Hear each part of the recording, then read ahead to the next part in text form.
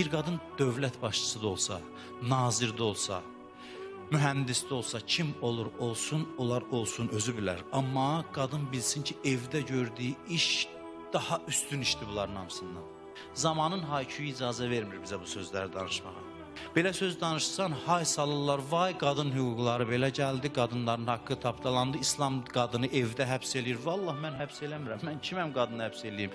Demirəm də qadın evdə otursun, geçsin həkim də olsun, mühəndis də olsun, müəllim də olsun, neynir eləsin. Amma qadın bunu başa düşsün ki, evdə gördüyü iş bunların hamısından önəmlidir. İnsan yetişdirən bir sistemdir qadın təklikdə.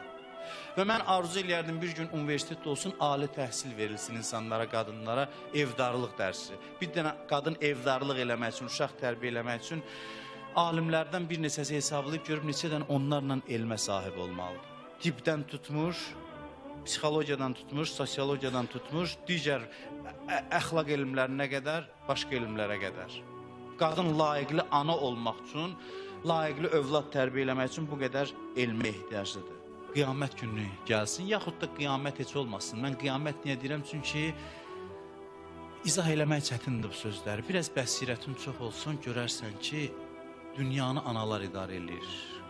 Bütün dünyanı analar, qadınlar idarə edir. Amma özləri pərdə arxasında qala-qala.